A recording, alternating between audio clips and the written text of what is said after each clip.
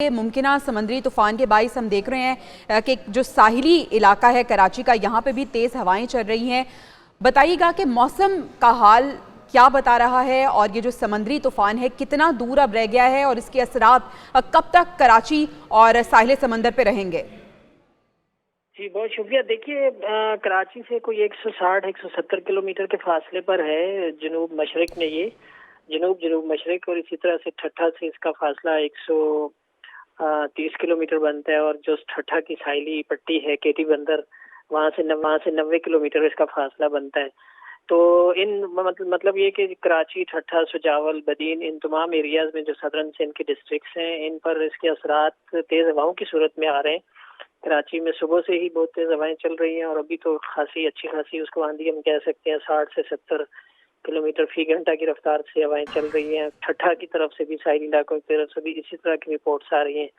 तो बारिश तो ऐसा अभी बहुत हैवी नहीं हुई है। दो ही असरात हो सकते हैं साइक्लोन की, क्योंकि हमारे एरिया से ये थोड़ा दूर है। डायरेक्ट किसी भी कोस्टल पट्टी को पाकिस्तान की हिट करने का खतरा नहीं है, लेकिन तेज बारिश और तेज आंधी, ये दो असरात उसके, और समंदर में रफनेस तुगयानी है जो समंदर में, ये 2-3 असरात उसके रहेंगे कल तक, जब तक कि ये इस हदूद से बाहर नहीं निकल जाता और आगे ओमान की तरफ नहीं निकल जाता। कल शाम या रात तक इसके असरात ये रहेंगे सिंध की पट्टी पर।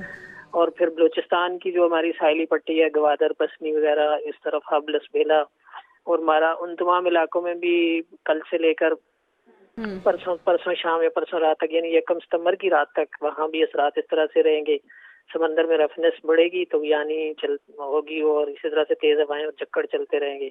और बलूचिस्तान की तरफ बारिश भी तेज बारिश है इसकी सिंध की निस्बत। ठीक है, बहुत शुक्रिया। चीफ मेट्रोलॉजिस्ट सरदार सरफराज साहब हमारे साथ मौजूद थे और बता रहे थे कि इसके जो असरात हैं वो कल तक रहेंगे।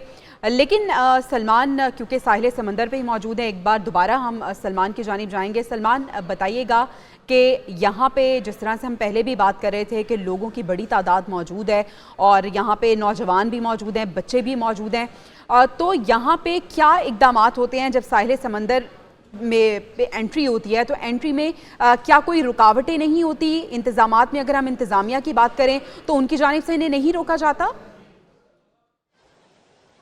जी बिल्कुल, ये जो साहिली पट्टी है इसके साथ आबादी भी है, तो इस इलाके को मुकम्मल तौर पर सील नहीं किया जा सकता। इसके लिए जो है जगह जगह मोबाइलें, रुकावटें खड़ी की जाती है, लेकिन जब सख्ती होती है तो बाकायदा शनाख्ती कार्ड चेक कर कर लोगों को जाने की इजाज़त दी जाती है। अब मैं आपको दिखाऊं कि मेरे कैमरामैन दिखाएं कि ये हाल है इस कराची शहर में नौजवानों का, कि यहाँ समंदर के पास जो है वो मोटरसाइकिलें भी लिया है, इन मोटरसाइकिलों के को पानी में ले जाते हैं। एक अजीब व गरीब जो है वो इसको आप कह लें कि ये तफरी तो नहीं है कि खतरा खुद ही मोल ले रहे हैं। छोटे छोटे बच्चे, इंतहाई छोटे बच्चे, और ये पानी जब वापस जाता है तो इसमें अपना बैलेंस बरकरार रखना एक इंतहाई मुश्किल काम होता है। और उसमें ये बच्चे, छोटे छोटे बच्चे, खवातीन यहाँ पर खड़ी हुई हैं और यहाँ इनके साथ जो है वो दूर तक, जैसे हम देखें साहिली पट्टी पर दूर तक ये समंदर जो है वो अपने असरात दिखाता है। और हमने ऐसे कई हादसात यहाँ पर इस समंदर में देखे हैं कि लोग अपने एक को बचाने के दूसरा गया, तीसरा गया, 7-7, 8-8 लोग जो है वो इस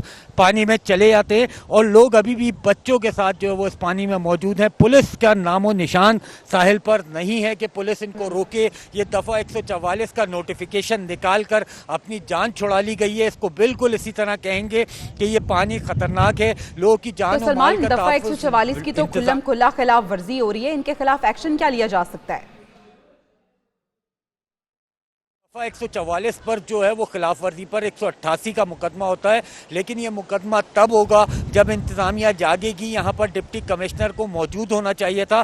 सिर्फ एक नोटिफिकेशन से लोग नहीं रुकते हैं, लोगों को अंदाजा भी नहीं है कि वो किस किस्म के खतरे से खेल रहे हैं। यहाँ पर किसी वक्त भी पानी का जो भाव है वो सिर्फ इंतजामिया को यहाँ पे मौजूद होना चाहिए, बल्कि अवाम को भी इतना अवेयर होना चाहिए कि तफरी के नाम पे अपनी जिंदगियों को, अपने बच्चों की जिंदगियों को दाव पे ना लगाया जाए। बहुत शुक्रिया मोहम्मद सलमान, आप हमें इस हवाले से तफसीली तौर पे न सिर्फ अपडेट कर रहे थे बल्कि लाइव मनासिर भी दिखा रहे थे।